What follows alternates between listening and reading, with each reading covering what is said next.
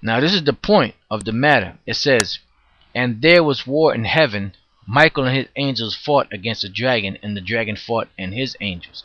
Now people look at this and they think that this is talking about Satan that's up in the up in the air, and they is fighting against the angels, and they think this is Armageddon. All right, them fighting against, but Armageddon is basically all the armies of the world fighting against each other. That's what Armageddon really represents. And there was war in heaven. Michael and his angels fought against the dragon, and the dragon fought and his angels, and prevailed not, neither was their place found in any more in heaven. And the great dragon was cast out, that old serpent. That's why it says, and the great dragon was cast out. That's why it says in the book of Isaiah 14:12, how art thou fallen from heaven, O Lucifer? How art thou cast down to the ground, which didst weaken the nations? It says, and the great dragon was cast out, that old serpent called the devil and Satan, which deceiveth the whole world. And the so-called white man basically deceived the whole world through his image, to make people believe that he's the Most High, that he's the Lord, that he's the angels, that he's the prophets, that he's everybody that's great, that he's Japhet. That's why you have these clowns out there teaching that the so-called white man is Japhet, because the so-called white man wants to get as far away from the word Esau or Edom as possible. That's why they put out that bullshit that Noah's 3 sons, one was white, one was Chinese, and whatever the fuck they teach. You know, that's why they put that bullshit out there, because they're trying to get away from that term Esau. It says, and the great red dragon was cast out, that old serpent called the devil and Satan, which deceiveth the whole world. He was cast out into the earth, and his angels were cast out with him. And we already went through certain scriptures to show you that the word angel doesn't necessarily mean an actual angel. It could mean a messenger. Alright, it could mean a strong one also. Now we're gonna go from there to the book of Revelation, the 19th chapter. Alright, and we're gonna go to the 11th verse, and we're gonna read on down, because this chapter coincides with Revelations 12 perfectly. Okay, and it breaks it down perfectly as to what Revelation the 12th chapter is talking about. Alright, as Ariel one time said, you know, he mentioned this to Elder Tahar. He said that the book of Revelation basically is a repetitious book. It tells the same story, but it tells it in different forms. Alright, so this is Revelation 19:11. It says, and I saw heaven open, and behold a white horse, and he that sat upon him was called Faithful and True, and in righteousness he doth judge and make war. Because that's what Yahushua is coming back for. He's coming back to make war. He's coming back to bring fire. He's coming back to bring his sword. He's coming back to bring destruction. He's coming back to bring judgment. But he's also coming back to bring salvation. It says, his eyes were as a flame of fire, and on his head were many crowns, and he had a name written that no man knew but he himself. So it says his eyes were as a flame of fire, going back to Revelation the 1st chapter, letting you know that his eyes were, you know, his eyes were red because he used to drink wine when he was on the earth. And that doesn't mean that he was drinking wine while he was up in the heavens, because these dickheads, discomforted niggas, talking about, yeah, he said he's not going to drink wine till he come back. Nigga, we know that. You don't think we know that? You don't think we know that it didn't say that the Lord was up in the heavens waiting, and then he was just floating around. Then he came and showed himself to John after he finished sipping on a bottle of Ripple. You know, these niggas are they're jokes, man. But anyway, later for them, it says his eyes were as a flame of fire, and on his head were many crowns. Why were many crowns on his head? Because he conquered many nations. And those many nations that he conquered are all the nations that are upon the earth right now. Because going back to the beginning, all these nations are still around. All the nations that rule, they're just in different levels right now. Like at one time, the Ethiopians, they were a great nation. The Babylonians, the Cushites, you know, Nebuchadnezzar, you know. But now they're eating shit, eating swine, you know, eating all kind of abominations. You know, they're on a very low level right now, but they still have a certain amount of rulership on the earth. So the Lord, when he comes back, he's going to take all those crowns away, basically from Esau, because Esau is the one that's holding the crowns right now. It says, and he had a name written that no man knew but he himself. And he was clothed with the vesture dipped in blood, and his name is called the Word of the Most High, because Yahushua is known as the Word. All right. It says, and the armies, and don't get stupid where it says that he had a name written that no man knew but he himself, because the name of the Lord is Yahushua. Okay, that's his name. That's the name of the Savior. That's the name of salvation. All right, so don't get stupid and well, it says here he had a name written that no man. That ain't talking about his name as far as the salvation that was given to us. All right, for those of you that would like to get simple.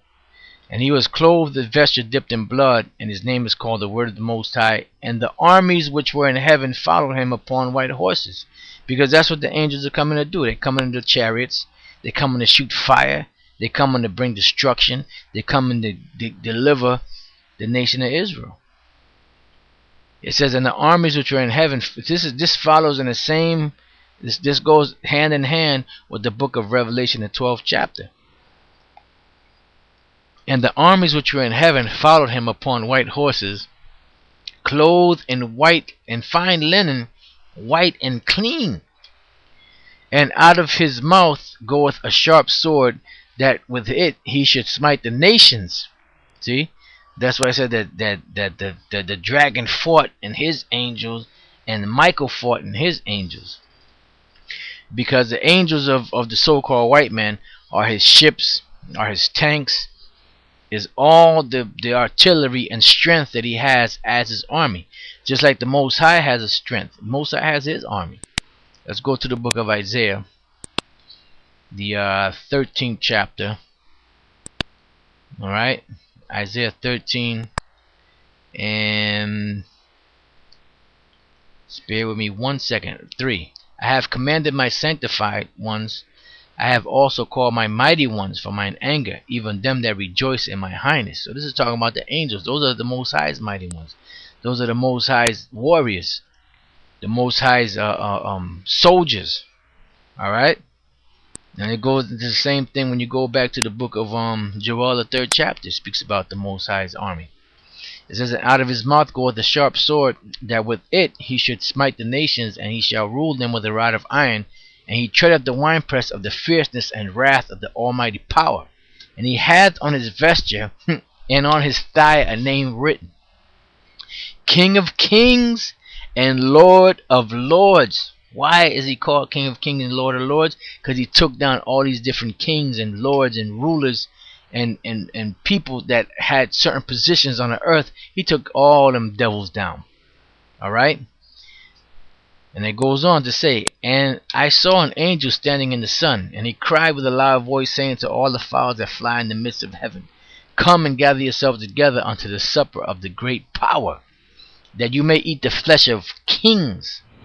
Why? Because Satan and his angels are representative of these kings on the earth.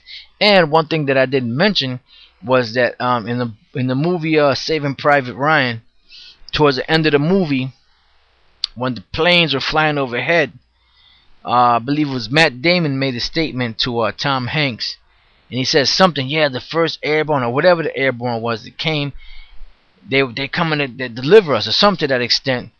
And Tom Hanks said, no, those are angels over our shoulders or something to that effect. So basically Esau trusts in those jets and his weaponry. That's his angels. Those are his mighty ones. Because another name for angels in certain parts of the scriptures is called cherubims, and the word cherubims means mighty ones. So Esau's mighty ones, or Esau's angels, are those ships, those planes, those guns, those cannons, those tanks, those missiles. That's Esau's angels. So it says that you may eat the flesh of kings, because when Yahushua comes back, that's what he's going to do. He's going to fight against kings. He's going to fight against princes. He's going to fight against captains. He's going to fight against generals. He's going to fight against military men, privates, buck privates, PFCs, specialists, all them different ranks of military men that are on the face of the earth. And it tells you in the book of 2nd Ezra, the 13th chapter, which we're not going to get a chance to go to go through, because we're going to end it in this scripture here. But this is just to make the point that you may eat the flesh of kings, and the flesh of captains, and the flesh of mighty men, and the flesh of horses, and of them that sit on them, and the flesh of all men, both free and bond, both small and great. And I saw the beast and the kings of the earth and their armies gathered together to make war against him that sat on the horse. Come on, man. Hold on. Let's go to the book of Revelation. Right? Let's go to the book of Revelation, the 12th chapter. And let's read that part again. Just in case there's any people out there that are still not convinced. Revelation 12:7. And there was war in heaven. Michael and his angels fought against the dragon, and the dragon fought and his angels. Alright? What does it say here? And I saw the beast and the kings of the earth and their armies gathered together to make war against him that sat on the horse and against his army. Come on, man. What more proof do you guys need, man? Alright? That whole thing about Satan being cast out of heaven, that's all bullshit. Alright? And the beast was taken, the beast is NATO, and with him the false prophet that wrought miracles before him, with which he deceived them that had received the mark of the beast, and them that worship his image. These both were cast alive into the lake of fire, which is lake of fire burning with brimstone, which is the thermonuclear destruction. And the remnant was slain with the sword of him that sat upon the horse, which sword proceeded out of his mouth, and all the fowls were filled with their flesh. Alright, so the bottom line, I mean, there's, like I said, there's more scriptures we can go to. We can go through this thing all night. But in the interest of time, we're going to end it at this particular point. And I hope you brothers learn something. And to those that can't get it, then it's not meant for you. And, you know, death to America, and peace and blessings and honor upon those men that are out there that's teaching the word. And Barakatah Yahweh Ba'Shem Yahushai for giving us leaders like the Elder Tahar, the Elder Gabar, the Elder Rakah, and other such men as the like of them, you know. And Lord's will, we'll see you brothers soon, and we'll get out of this situation soon. Shalom.